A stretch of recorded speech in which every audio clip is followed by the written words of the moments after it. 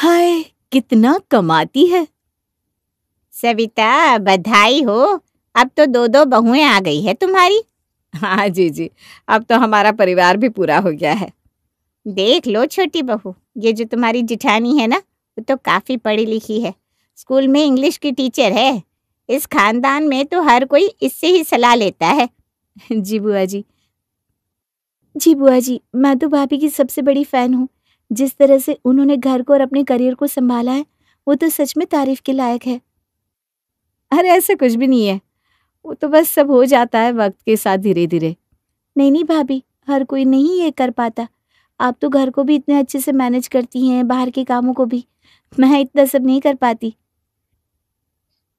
भाभी, हमें तो लगा था कि छोटी बहू के आगे आपकी तारीफ होगी तो वो आपसे जलन महसूस करेगी, लेकिन यहाँ तो उल्टा ही हो रहा है। छोटी बहू तो खुद आपकी तारीफ कर रही है। क्यों ना करूं? मैं तो भाभी के आगे कुछ भी नहीं हूँ।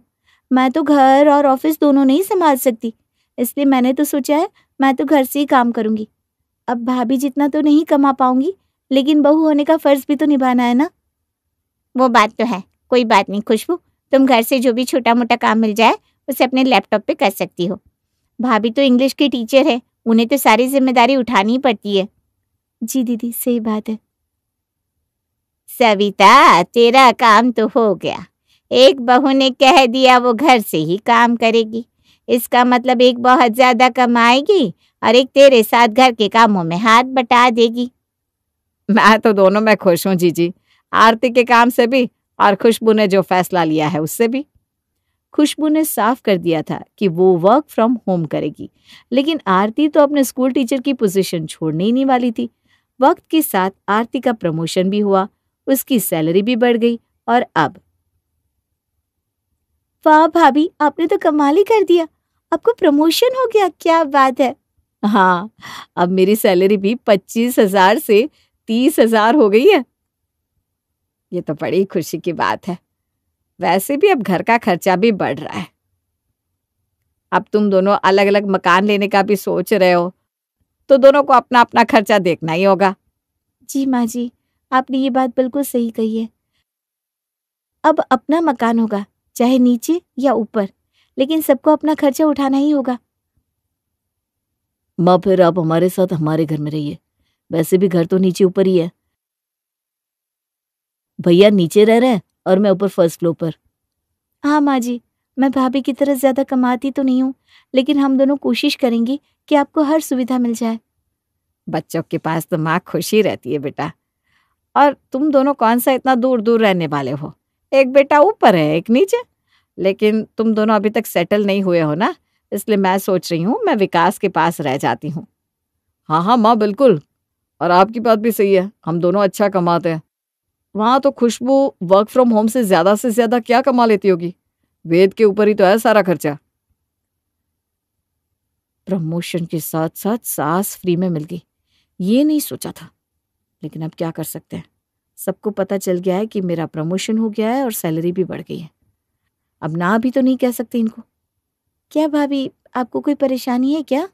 अगर कोई दिक्कत है तो हम माँ जी को अपने साथ रखने के लिए तैयार हैं। अरे नहीं नहीं, मुझे क्या दिक्कत होगी भला। माँ जी हमारे साथ रहे या आपके साथ, एक ही तो बात है। अब मैं आपके कमरे में सारा सामान रखवा देती हूँ। हाँ ठीक है बेटा। चलिए भाभी, मैं आपकी मदद कर देती हूँ। दोनों के घर अलग होने के बाद आरती के हिस्से में सास आई, क्योंकि जाहिर सी बात थी कि आरती और विकास दोनों ही अच्छा कमाते थे। और अब तो आरती का प्रमोशन भी हो गया था, इसलिए अब तो उसने अपने कपड़े और अपना वार्डरोब भी अपडेट कर दिया था। अरे वाह आरती, आजकल तुम बड़ी अच्छी अच्छी साड़ियां पहन रही हो, तुम पर काफी सूट भी करती है। जी माँ जी, वो क्या है ना, अब प्रमोशन हो गया है तो बड़े बच्चों को भी पढ़ाना पड़ता है ना, इसलिए प्रिंसिपल ने कहा है कि सारे टीचर्स को अच्छे से तैयार होना है। हाँ सही बात है ये तो। अब प्रमोशन के साथ साथ जिम्मेदारी भी तो बढ़ जाती है। जी माँ जी, इसलिए तो आज मैं अपनी सहेलियों के साथ नए कपड़े लेने जा रही हूँ। वाह भाई, क्या बातें चल रही है सास बहू के बीच में। अरे आंटी जी आइए ना, बैठिए बैठिए। अरे नहीं नहीं, मेरे घर में ना टमाटर खत्म हो गए थे, तो खुशबू ने कहा कि मेरे घर से ले जाइए, तो सोचा नीचे तुम दोनों से भी मिलकर जाती हूँ। अरे आओ भाई, पड़ोसियों का भी तो हक होता है मांगना। आओ आओ। सही बात। बस एक बात कहूँ, आरती बड़ी प्यारी लग रही है, और साड़ी तो इतनी सुंदर पहनी है कि क्या ही कहूँ, किसी की नजर ना लगे। Thank you aunty. ये साड़ी जब मैंने पहली बार शोरूम में देखी थी ना, तभी इस पर मेरा दिल आ गया था, तो मैंने ले ली। हाँ, साड़ी वैसे महंगी लग रही है। अब स्कूल में पहननी है तो आंटी, तो इतना खर्चा तो करना ही पड़ता है। अच्छा, आप लोग बात कीजिए, मैं अभी चलती हूँ। माँ जी, आज मुझे लेट होगा। मैंने आपसे कहा था ना कि मुझे आज सहेलियों के साथ शॉपिंग करने जाना है। हाँ हाँ बेटा, कोई बात नहीं, तुम आराम से आना। हाँ ठीक है, मैं चलती हूँ। हाँ बहू, वैसे एक बात कहूँ। हाँ सविता, वैसे एक बात कहूँ, बुरा मत मानना, तेरी बहू काफी कमाती है ना। ऐसा क्यों कह रही है जानकी? अरे उसके कपड़े, गहने, जूते तो देख, उससे ही पता चलता है कि खुद पर कितना खर्चा करती होगी। अरे अब कमाती है तभी तो खर्चा करती है। वही तो, नहीं तो ऊपर वाली खुशबू बहू को देख ले, हल्के से सूट पहनकर बैठी रहती है। मैंने तो आज तक नहीं देखा उसे भारी सी साड़ी पहने। हाँ वो बात तो है, उसकी इतनी कमाई नहीं है तो वो खर्चा भी नहीं कर पाती बेचारी। हाँ, लेकिन सास होने के नाते तुझे भी दोनों बहुओं को एक जैसा रखना चाहिए ना। अगर वो खर्चा नहीं कर सकती तो तू ही 2-4 साड़ियाँ ला कर दे दे। तूने तो मेरे मुंह की बात छीन ली जानकी। हाय आरती बहू, कितना कमाती है, वो तो अपने ऊपर खर्चा भी कर सकती है, लेकिन खुशबू के लिए 2 साड़ियाँ खरीद कर दे दे। मैं एक काम करती हूँ, आज ही खुशबू बहू के लिए कुछ साड़ियाँ लेकर आती हूँ। जानकी की बात सुनकर सविता ने खुशबू के लिए अच्छी अच्छी भारी वाली साड़ियाँ ली, और फिर हमारी खुशबू को तो बैठे बिठाए फायदा ही हो गया। लेकिन फिर भी आरती और खुशबू की जब भी बात निकलती, आरती का पलड़ा हमेशा भारी रहता। क्या बात है, आज सब लोग यहीं जमा हुए हैं, कोई खास बात है क्या? अरे आज वो हमारे गांव की मौसी नहीं थी, वो आई थी यहाँ, कह रही थी तुम्हारी दोनों बहुओं से मिलना है, तो मैंने खुशबू बहू को यहीं बुला लिया। हाँ माँ, ये अच्छा किया, वैसे भी मौसी ऊपर नहीं चढ़ पाती ना। वैसे आप दोनों को पता है, हमें बचपन से मौसी नहीं पाला है, हम तो उनके घर ही बड़े हुए हैं। वो तो हमें इतना प्यार करती थी कि पूछो ही मत। सारा सारा दिन खाना खिलाती, मक्खन खिलाती कितने सारे खिलौने दिलाए थे उन्होंने हमें। बिल्कुल, आज वो आ रही है तो हमें भी उनके लिए कुछ अच्छा सही करना चाहिए, क्यों भैया? हाँ हाँ, अगर उन्होंने आपके लिए इतना सब किया है तो हमें भी उनके लिए कुछ न कुछ अच्छा करना ही चाहिए। मैं सोच रही थी कि उन्हें कुछ दिन यहीं अपने पास रुका लेते हैं, उनकी सेवा करेंगे, उन्हें शहर घुमाने ले जाएंगे, उन्हें भी अच्छा लगेगा। हाँ माँ, ये बात तुमने बिल्कुल सही कही। मैं तो कहता हूँ हमें उन्हें कुछ तोहफे भी देने चाहिए। आज तक उनसे सिर्फ लिया है, दिया कुछ नहीं है। हाँ, ये आइडिया अच्छा है। मौसी जी को हमारे घर ले चलते हैं ऊपर, क्यों वेद? हाँ, खुशबू उनकी अच्छे से सेवा करेगी। हाँ, मैं तो वैसे घर से ही काम करती हूँ ना। हाँ, खुशबू तो घर से ही काम करती है, ये बात सही है, लेकिन आरती बहू को अच्छी अच्छी चीजें कहाँ से मिलती है? आरती बहू को अच्छी अच्छी चीजें कहाँ से मिलती है, उसका बहुत अच्छा ज्ञान है। इसलिए खुशबू, तुम मौसी जी की सेवा करना, उनके लिए खाना बनाना, लेकिन घुमाने का और तोहफे देने का काम आरती बहू करेगी। क्यों आरती, ठीक है ना? ठीक है माँ जी, जैसा आप कहें। ऐसी कोई बात नहीं है, खुशबू भी। अरे जैसा माँ जी कहे, आप क्यों बीच में बोल रहे हैं? सही तो कह रही है ना माँ जी कि भाभी को ज्यादा ज्ञान है बाहर का। मैं मौसी जी के घर पर सेवा कर लूंगी, कोई बात नहीं। हाँ सही में, मौसी जी के आने से खर्चा भी काफी हो जाएगा, इसलिए यही सही है। खर्चा तो हमारा भी होगा, लेकिन अब खुशबू के आगे तो सबको यही लगता है मैं ज्यादा कमाती हूँ।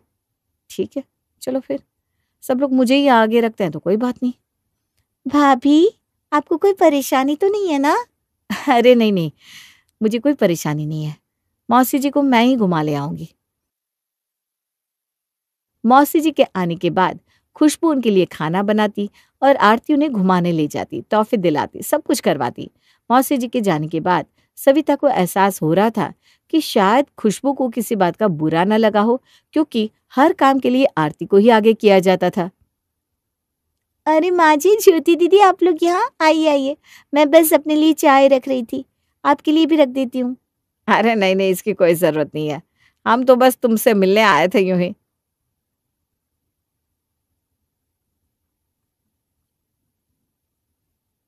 अच्छा ज्योति दीदी, आपके लिए कुछ मंगवा दूँ? आप क्या खाएंगी बताइए? अरे इसकी कोई जरूरत नहीं है खुशबू, हम तो बस यहाँ ये कहने आए थे कि कहीं तुम्हें बुरा तो नहीं लग रहा ना कि हम आरती भाभी को सब काम में आगे रख रहे हैं। तो अरे नहीं नहीं नहीं, वो इतना अच्छा कमाती है, उनको आगे रखना भी सही है ना। वो बात तो सही है कि वो कमाती भी इतना है, इसलिए मैं और मम्मी ना उन्हें आगे रखते हैं, क्योंकि हमें लगता है कि तुम इतना कमाती भी नहीं हो, इसलिए तुम पर इतना बोझ डालना सही नहीं है। हाँ बहू, आरती को देखो कितना खर्चा भी करती है खुद पर। वही तो माँ जी, मैं रोज देखती हूँ उनके कितने सारे पार्सल आते हैं, खुद को अपडेट भी तो रखना होता होगा ना। मेरा क्या है, मैं तो वर्क फ्रॉम होम करती हूँ, मुझे तो इतना बन ठन के रहने की जरूरत ही नहीं है। कोई बात नहीं खुशबू, हम समझ सकते हैं, हर किसी की किस्मत एक जैसी नहीं होती, लेकिन तुम इस बात का बिल्कुल बुरा मत मानना। अरे नहीं नहीं, भाभी और भी ज्यादा तरक्की करे, मैं तो यही चाहती हूँ। मेरे तो पड़ोस वाले भी कहते हैं, हाय देखो इसकी जेठानी कितना कमाती है, रोज एक नया सूट और साड़ी पहनती है। हाँ थोड़ा सा बुरा तो लगता है, लेकिन ठीक है ना, वो उनकी खुद की मेहनत है। मैं समझ सकती हूँ, इसलिए मैंने इस बार विकास भैया से कहा है कि आप ही मेरे ससुराल वालों के लिए तोहफे भेजिएगा। तुम पर और वेद पर इतना बोझ डालना सही नहीं है ना। नहीं नहीं दीदी, ऐसा नहीं है, आपके लिए हम इतना तो कर ही सकते हैं। नहीं बेटा, एक काम करना, इस बार तुम और वेद कहीं घुमाना, पैसे जमा करने के बाद, ठीक है? आरती तो अगले महीने ही मनाली गई थी, तुम दोनों तो कहीं भी नहीं गए हो। तभी तो मैं कह रही थी कि विकास भैया और आरती भाभी मेरे ससुराल वालों के तोहफे करेंगे, तुम दोनों इस बार कहीं घूमने जाना पैसे बचाकर। हाँ, आप लोग हमारे बारे में कितना सोचते हैं, वरना आजकल कौन किसके बारे में इतना सोचता है। अपने ही अपनों के बारे में सोचते हैं, तुम बिल्कुल भी चिंता मत करो। थैंक यू दीदी। अरे ये देखो, वेद भी आ गया। अरे वाह ज्योति दीदी, माँ आप यहीं हैं? लीजिए, मैं आपके लिए आइसक्रीम लाया हूँ। खुशबू ने कहा था कि ज्योति दीदी को ये पसंद है। खुशबू सबके बारे में कितना सोचती है, लेकिन इतनी महंगी आइसक्रीम लाने की क्या जरूरत थी। अरे महंगी वहंगी कुछ नहीं होता दीदी, आपको ये पसंद है ना, आप खाइए। हाँ, खुशबू के लिए क्या महंगा क्या सस्ता, वो तो। क्या आप भी, दीदी के लिए हम इतना कर ही सकते हैं ना। देखिए माँ जी और दीदी कह रहे हैं कि हमें पैसा जमा करने के बाद घूमने जाना चाहिए। अच्छा, अब तू ना ज्यादा सोचा मत कर, बहू को लेकर कहीं बाहर घूमने जाना। बेचारी सारा दिन तो घर के काम, वर्क फ्रॉम होम करती रहती है, कहीं घुमा ला इसे। ये दोनों कहीं घूमने जा रहे हैं क्या? हाँ आरती भाभी, खुशबू और वेद इतने वक्त से कहीं नहीं गए ना घूमने, तो हम ही इनसे कह रहे थे कि कहीं घुमाओ। अच्छा, मेरे सारे पैसे तो ज्योति दीदी के लिए और बाकी सारे मेहमानों के लिए ही लग गए, और यहाँ ये लोग घूमने जाने की तैयारी कर रहे हैं। भाभी आपको कोई परेशानी तो नहीं है ना? हर बार यही पूछती है, कोई परेशानी तो नहीं है ना? कैसे बताऊं कि यही सबसे बड़ी परेशानी है, लेकिन अब इससे कुछ कह भी नहीं सकती। मैं ही ज्यादा कमाती हूँ, ये तो कुछ कहती नहीं है। क्या हुआ भाभी? अरे नहीं नहीं, मुझे क्या दिक्कत होगी, जाओ जाओ एंजॉय कराओ। ऐसी जेठानी सबको मिले। चलो अब हम लोग चलते हैं, तुम लोग सोच लो, तैयारी कर लो कि कहाँ जाना चाहते हो। जी माँ जी। आरती मन ही मन खुद को कोस रही थी, लेकिन सबको पता था कि हाय ये तो बहुत अच्छा कमाती है, इसलिए उसके मुंह से कुछ नहीं निकल रहा। लेकिन यहाँ असली खिलाड़ी तो कोई और ही था, जिसके बारे में अभी तक कोई नहीं जान पाया था। खुशबू जी आप कहाँ जाना चाहेंगी? अरे हमारी हैसियत के हिसाब से तो हमें हरिद्वार ही चलना चाहिए। हरिद्वार या बाली या मॉरिशस, या फिर तुम कहो तो स्विट्जरलैंड चलते हैं। तुमने आज तक किसी को बताया क्यों नहीं कि तुम भाभी से कहीं ज्यादा कमाती हो? भाभी अगर जॉब करने के बाद 30,000 कमाती है, तो तुम तो वर्क फ्रॉम होम से 80,000 निकाल लेती हो। तुमने देखा ना, हाय कितना कमाती है के चक्कर में बेचारी भाभी को कितना सब करना पड़ता है। इसीलिए आज तक मैंने किसी को शक नहीं होने दिया कि मैं इतना कमाती हूँ। इसीलिए आज हम बाली की ट्रिप प्लान कर सकते हैं। कितनी चंट हो तुम। इसे चंट नहीं, स्मार्ट कहते हैं, क्योंकि लोगों को ना कभी भी 3 चीजें नहीं बतानी चाहिए। अच्छा जी, वो क्या मैडम? पहली अपनी कमाई, दूसरा अपना आगे का प्लान, और तीसरा कि आप कितने खुश हैं। इन सब चीजों के बारे में बताने से नजर लग जाती है। ठीक है भाई, आज से आपकी बात का मैं भी ध्यान रखूंगा। लेकिन तुम्हें जलन नहीं होती कि सब लोग आरती भाभी को सब काम में आगे रखते हैं, ये सोचते हैं कि तुम उनसे कम हो? नहीं, बिल्कुल भी नहीं। जो ज्यादा दिखावा करता है फंसता भी वही ज्यादा है। मैं उनसे कम हूँ, यही सोचकर आज तक मैं हर काम से बची हूँ। हमारा ज्यादा खर्चा भी नहीं हुआ है इसमें। अगर लोग कुछ भी देते हैं तो क्या फर्क पड़ता है। वाह, पहली बार देखा है कि देवरानी जिठानी को जीत कर भी जीत नहीं दे रही है। वो बात तो है, भाभी बेचारी को हाय कितना कमाती है ये सोचकर ज्यादा काम मिल जाता है। लेकिन यही दस्तूर है दुनिया का, जितना ऊंचा उठोगे उतना ही दुनिया तुमसे फायदा लेना चाहती है, इसलिए सबको सब कुछ बताना जरूरी नहीं है।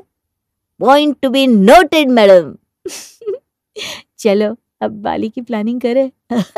चलो। रामदास और जयंती देवी को अपने दोनों बेटों से बड़ा ही प्यार था। उनकी दोनों बेटे भी थे बहुत ही लायक, जो अपने माँ बाप की खूब इज्जत करते थे। जयंती देवी का तो बस एक ही सपना था कि उनकी बहू भी बिल्कुल ऐसी हो जो उनके घर को स्वर्ग बना दे। उन्होंने अपने बड़े बेटे मनोज के लिए बहुत सी लड़कियां देखी, पर उनको कोई भी पसंद नहीं आई। पर एक दिन उनको एक ऐसी लड़की मिली जो एक बार में ही उनके मन को भा गई। जयंती देवी ने जरा भी देर ना करते हुए अपने बेटे मनोज का रिश्ता मीना से कर दिया और जल्दी से उनकी शादी करवाकर हंसी खुशी अपनी बहू को घर ले आई। आओ आओ बहू, अब ये है तुम्हारा नया घर। तुम इस घर की लक्ष्मी हो और बस यही सोचकर इस घर में अपना पहला कदम रखना। जी माँ जी। मीना के घर में आने से घर की रौनक 4 गुना बढ़ जाती है।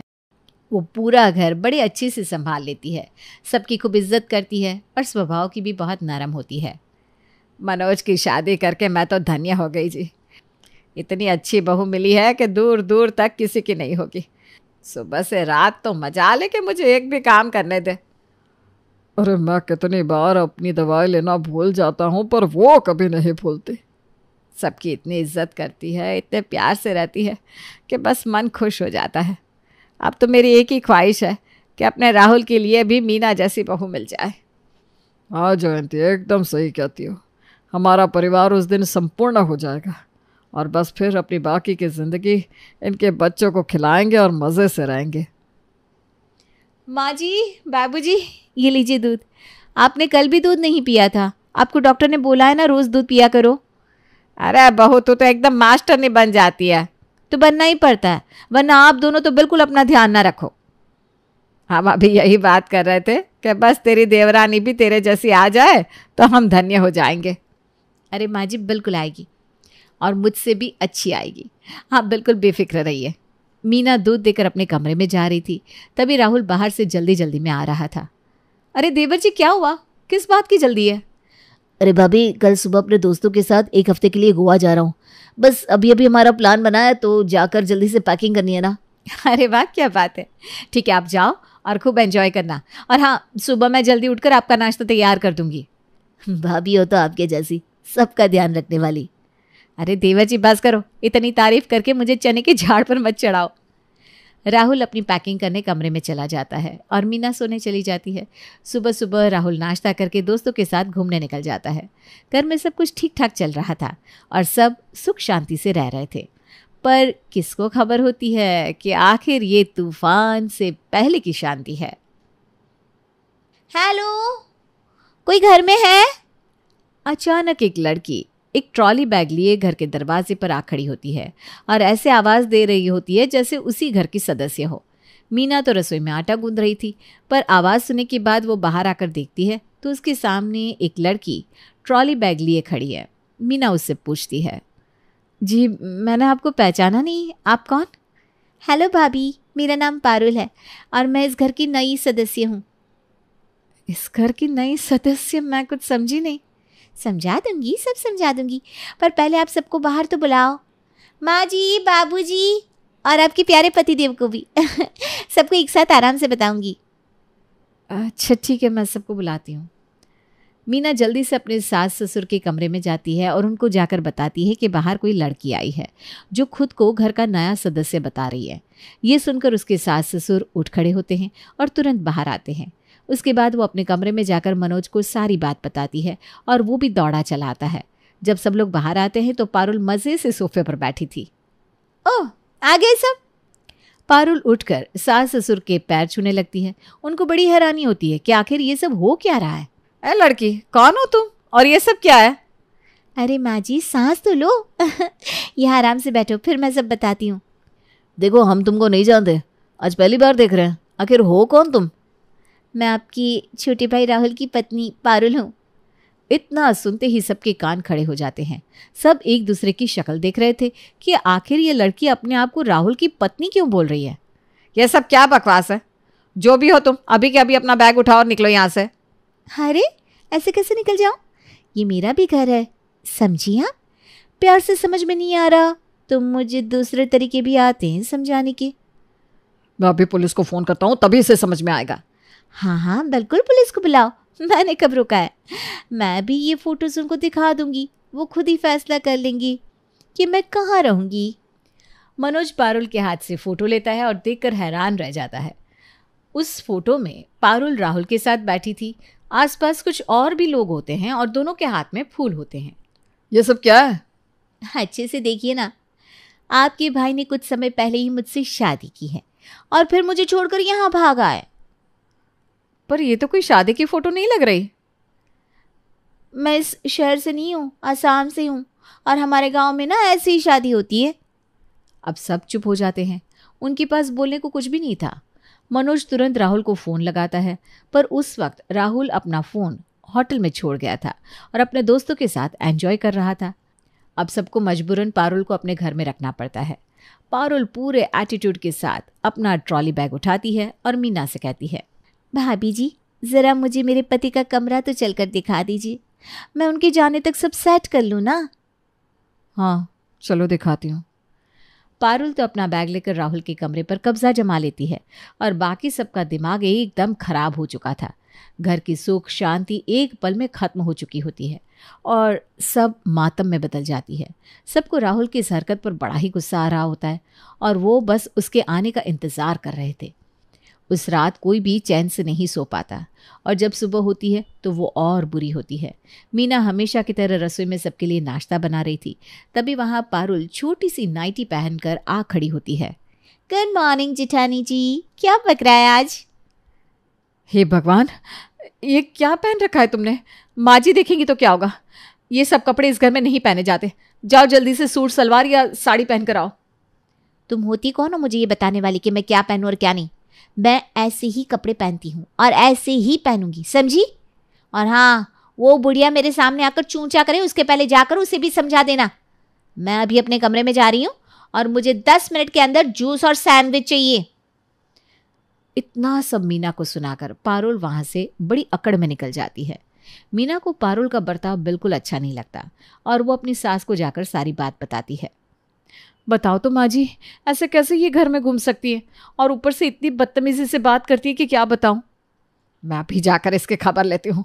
यह सब हमारे घर में नहीं चलेगा। जयंती देवी बड़े गुस्से में पारुल के पास आती है और उसे डांटने लगती है। यह सब मेरे घर में नहीं चलेगा, समझी? जैसे मेरी बड़ी बहू मीना इस घर में रहती है वैसे ही तुमको भी रहना पड़ेगा।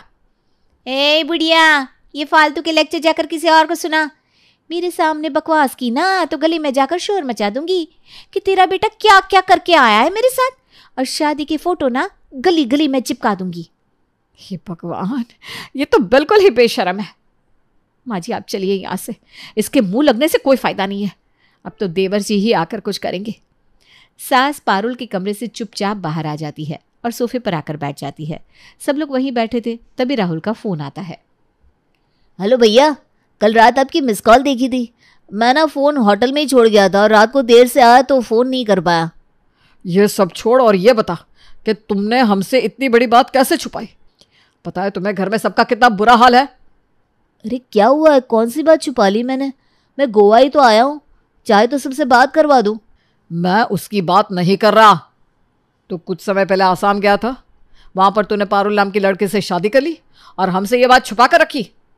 अरे भैया ये सब आप क्या बोल रहे हो? मैंने कोई शादी वादी नहीं की, मैं तो बस वहाँ घूमने गया था। आप ऐसा सोच भी कैसे सकते हो? तेरे जाने के बाद एक पारुल नाम की लड़की आई थी और उसके साथ तेरी शादी की फ़ोटो है। वो कल से यहीं है और हमारा जीना मुश्किल कर रखा है। अब सच क्या है झूठ क्या है वो तो जब तू घर आएगा तब पता चलेगा, इसलिए अभी के अभी वापस आ जा। हे भगवान, ये सब क्या हो रहा है? मैं जल्दी ही यहाँ से निकलता हूँ भैया। राहुल की बातें सुनकर सब घर वाले और परेशान हो जाते हैं कि आखिर सच क्या है और झूठ क्या है। इधर पारुल ने घर में सबका जीना मुश्किल कर रखा था। वो सबसे बदतमीजी से बात करती है और मीना को तो अपनी नौकरानी बनाकर रखती है। अरे ओ मैडम, कहाँ चली जा रही हो? पता है मेरे कमरे में अभी तक सफाई नहीं हुई। पहले जाओ और जाकर साफ करो और फिर उसके बाद कोई काम करना। मैं तुम्हारा कमरा क्यों साफ करूं? खुद करो। अच्छा जी, तू साफ नहीं करेगी तो उस बुढ़िया को करना पड़ेगा। कोई तो करेगा ना तुम दोनों में से। माँ जी को कुछ मत बोलना, करती हूँ मैं साफ। Good girl. मीना बेचारी उस पारुल की नौकरानी बनकर रह जाती है। 2 ही दिन में वो पूरे घर को उलट पुलट कर देती है। घर में सबको डरा कर वो बस अपनी ही चलवा रही होती है। यहाँ तक कि खाने में क्या बनेगा और क्या नहीं, उसमें भी उसकी ही मर्जी चल रही थी। एक दिन पारुल को खड़े खड़े चक्कर आ रहे थे और वो गिर जाती है। अरे सुनो जी, देखो तो इसे क्या हो गया। मनोज, मीना बहू, कोई आओ जल्दी से। आवाज़ सुनकर सब दौड़े चले आते हैं। सामने पारुल बेहोश पड़ी थी। सब उसको जल्दी से बिस्तर पर लिटाते हैं। तभी राहुल भी अपनी ट्रिप से वापस आ जाता है। राहुल तो आ गया। देख, तेरी बीवी अचानक पता नहीं कैसे बेहोश हो गई। अरे ये लड़की कौन है? मैं तो आज इसे पहली बार देख रहा हूँ। ये तुम्हारी बीवी पारुल है ना, जिससे तुमने शादी की है। अरे भैया, मैंने बताया ना, मैंने कोई शादी वादी नहीं करी। नहीं है ये मेरी बीवी। ये किसको आपने अपने घर में रखा है? सब आपस में बात कर रहे थे कि इतने में पारुल अपनी आंखें खोलती है। अरे राहुल, आ गए तुम? तुम मेरा नाम कैसे जानती हो? और तुम हो कौन? और कैसे इतना बड़ा झूठ बोलकर मेरे घर में रह रही हो? मैं कौन हूँ? बड़ी जल्दी भूल गया। बीवी हूँ तुम्हारी, समझे? मनोज फिर राहुल को वो शादी की फोटो लाकर दिखाता है। ये कोई शादी की फोटो नहीं है, ये तो आसाम का कोई महोत्सव था जिसमें मैं गया था। राहुल, तुम मेरे साथ ऐसा कैसे कर सकते हो? हमारे आसाम में ऐसे ही तो शादी होती है। अब मैं तुम्हारी बीवी हूँ और मेरे पेट में तुम्हारा बच्चा है। अब ये बात सुनकर तो सबके पैरों तले जमीन ही खिसक जाती है। हाँ, मेरे पेट में तुम्हारा बच्चा है, इसीलिए तो मुझे चक्कर आ गए थे। मैंने सोचा तुम्हारे आने पर ही सबको ये बात बताऊंगी। ये सब झूठ है। ये मेरा बच्चा कैसे हो सकता है? मैं तुमसे कभी मिला तक नहीं, तो फिर ऐसा कैसे मुमकिन है?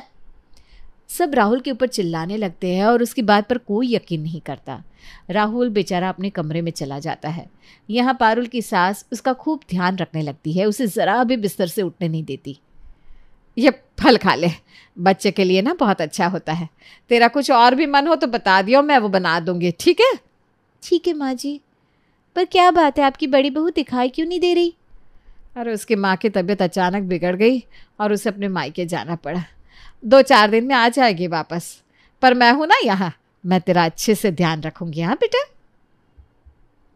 पारुल पूरा दिन बिस्तर पर पड़ी रहती और हर थोड़ी थोड़ी देर में अपनी सास को आवाज़ लगाती रहती। वो उससे कभी कुछ बनवाती तो कभी कुछ। पूरा दिन उसकी सास घर के काम कर करके थक जाती है। ऊपर से मीना के ना होने की वजह से सब उसके सर पड़ जाता है। ये सब राहुल की आंखों के सामने हो रहा था और वो बेचारा कुछ कर ही नहीं पा रहा था। मेरी हंसती खेलती जिंदगी इस औरत ने तबाह कर दी, और ऊपर ये बच्चा। आखिर कौन है ये? क्या चाहती है मुझसे? राहुल हर वक्त बस यही सोचता रहता है, पर उसके पास ऐसा कोई सबूत नहीं था जिससे वो साबित कर सके कि उसका पारुल से कोई रिश्ता नहीं है। पारुल मज़े से अपनी ज़िंदगी उस घर में गुजार रही थी और पूरे घर को अपनी उंगलियों पर नचा कर रखती है। एक दिन जब वो मज़े से सोफे पर बैठी टीवी देख रही थी और उसकी सास उसके पैरों की मालिश कर रही होती है, तभी वहाँ मीना आती है। अरे मीना बहू, आ गई तुम? तुम्हारी माँ कैसी है? वो सब मैं आपको बाद में बताऊंगी। पहले मैं आपको किसी से मिलवाना चाहती हूँ। हाँ जी प्लीज़, ज़रा अंदर आ जाइए। तभी एक आदमी अंदर आता है, जिसे देखकर पारुल चौंक कर उठ खड़ी होती है। मिताली, तुम यहाँ? मिताली? इसका नाम तो पारुल है। इसका असली नाम मिताली है माँ जी। और ये आदमी पता है कौन है? ये वो आदमी है जिसको इसने राहुल से पहले बेवकूफ़ बनाया। ये लड़की बहुत बड़ी फ्रॉड है। ये पता नहीं कितने लड़कों के साथ ऐसा कर चुकी है और फिर एक दिन अचानक सब लूट कर भाग जाती है। मैं तो कब से इसे ढूंढ रहा हूँ। मेरे घर से सारा सोना, पैसे, हर चीज़ लेकर भाग चुकी है। वो तो जब मीना जी ये फ़ोटो लेकर हमारे गांव में घूम रही थी, तब मैंने इनसे पूछा। हाँ, और इन्होंने बताया कि ये अलग अलग तरीक़ों से लड़कों को फंसाती है। ये फ़ोटो जिसमें देवर जी इसके साथ बैठे हैं ना, ये कोई शादी की फ़ोटो नहीं है। ये तो बस वहाँ का एक महोत्सव था जिसमें बहुत सारे लोग शामिल हुए हैं। मैं कब से समझा रहा था भाभी सबको, कि मैं इसको नहीं जानता, ये शादी की फोटो नहीं है, कोई महोत्सव की फोटो है, पर किसी ने मेरी नहीं सुनी। मेरे माँ बाप तक ने मुझ पर यकीन नहीं किया। पर मुझे तो यकीन था ना आपके ऊपर। उस दिन जब इसने बोला कि ये माँ बनने वाली है, उसी दिन थोड़ी देर के बाद मैंने इसे कूदते हुए देखा। मैं समझ गई कि ये पेट से है ही नहीं, वरना ऐसे उछल कूद ना करती। मैं बस फिर अपनी माँ की बीमारी का झूठा बहाना मारकर सीधा आसाम चली गई और वहाँ सब कुछ पता लगाया। और हाँ, इसमें तुम्हारे भैया ने मेरा पूरा साथ दिया। मतलब ये ना पेट से है ना राहुल की बीवी। बेशरम कहीं की, इतने दिनों से मुझ बूढ़ी औरत से काम करवा रही है, मुझसे अपने पैर दबा रही है, तुझे शर्म नहीं आई? ए बुढ़िया, फालतू बकवास मत कर, समझी? ए लड़की, अब तेरा बहुत हुआ। एक शब्द माँ जी को बोला ना तो तेरा झल्लूस निकाल कर तुझे आसाम तक छोड़ाऊंगी। तेरी इतनी मजाल जो मुझसे ऐसे बात करेगी? अभी तो बस बात कर रहे हैं, अभी तो बहुत कुछ बाकी है। इतने में वहां पुलिस आ जाती है। तो यहाँ है ये मिस मिताली। मिस बोले या मिसेस समझ में नहीं आता। इतने दिनों से इनको पुलिस ढूंढ रही है, 8 लोगों को लूट कर भाग चुकी है और इसके खिलाफ इतने लोगों ने कंप्लेंट कर रखी है। पुलिस को देखकर पारुल वहां से भागने लगती है, पर तभी पुलिस वाला उसे पकड़ लेता है। वो उसको हथकड़ी लगाकर अपने साथ ले जाता है। उसके बाद वो आदमी वहां से चला जाता है। थैंक यू भाभी, आज आपने मुझे बचा लिया। आप जैसी भाभी सच में कहीं नहीं हो सकती। बिल्कुल सच कहा, ऐसी बहू किसी की हो ही नहीं सकती। इस घर को बचाने के लिए आसाम तक चली गई। बस कीजिए माँ जी, सब ठीक हो गया है ना? अब उस बुरे वक्त और बुरी औरत को भूल जाइए। सब कुछ पहले जैसा हो जाता है। पारुल को जेल हो जाती है और इधर राहुल की शादी मीना की मौसी की लड़की से हो जाती है। मीना और उसकी नई देवरानी प्रीति दोनों बहनें मिलकर घर को संभाल लेती है और जयंती देवी का सपना पूरा हो जाता है। उनका घर किसी स्वर्ग से कम नहीं होता, जिसमें बस खुशियां ही खुशियां होती हैं।